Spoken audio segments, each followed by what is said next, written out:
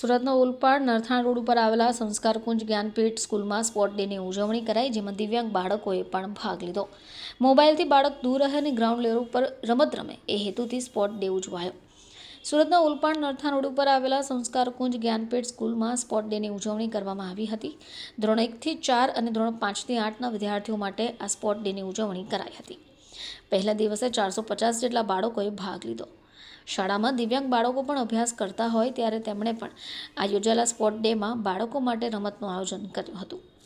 ધોરણ 1 થી 8ના વિદ્યાર્થીઓ માટે 50 મીટર દોડ, કોથળા કૂદ, લીંબુ ચમચી, ફુગ્ગા ફોડ સહિતની વિવિધ રમતોનું આયોજન કરવામાં આવ્યું। આચાર્ય પ્રતિબેન પટેલે જણાવ્યું કે આજના જમાનામાં બાળકો મોબાઈલ ફોનના દૂષણમાં ઘૂસી ગયા હોય ત્યારે બાળકો ગ્રાઉન્ડ ઉપર રમત રમતા થાય એ હેતુથી આ સ્પોર્ટ ડેનું આયોજન કરાયું છે। આ સાથે ઇનામ વિતરણ પણ કરાયું।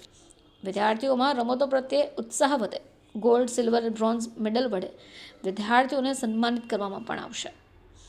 2 દિવસીય સ્પોર્ટ ડેમાં 940 જેટલા વિદ્યાર્થીઓએ ભાગ લીધો હતો। મારું નામ પ્રીતિબેન પટેલ છે। હું સંસ્કારકુંજ જ્ઞાનપીઠમાં આચાર્ય તરીકે ફરજ બજાવું છું। આજે શું કાર્યક્રમ રાખ્યો છે? આજે ધોરણ 1 થી 4 નો સ્પોર્ટ ડે છે અને આવતીકાલે ધોરણ 5 થી 8 નો સ્પોર્ટ ડે છે। આનું આયોજન કેટલા સમયથી શાળા દ્વારા કરવામાં આવેલું છે? અઠવાડિયાથી અમે લોકો એની પ્રેક્ટિસ કરાવીએ છીએ બાળકો પાસે અને આજે એનો દિવસ છે। આજે બેન વાત કરીએ તો શું નવીનતા છે તમારી શાળામાં? આજે નવીનતામાં એવું છે કે ધોરણ 1 થી 4 નો સ્પોર્ટ ડે છે, એમાં 450 જેટલા બાળકોએ ભાગ લીધો છે અને આજે 450 માંથી દરેક બાળકોએ દરેક ગેમમાં ભાગ લીધો છે કે એમાંથી કોઈ બાળક બાકાત નથી રહ્યું। મોબાઈલ યુગમાં સ્પોર્ટ ડે કેટલો જરૂરી છે?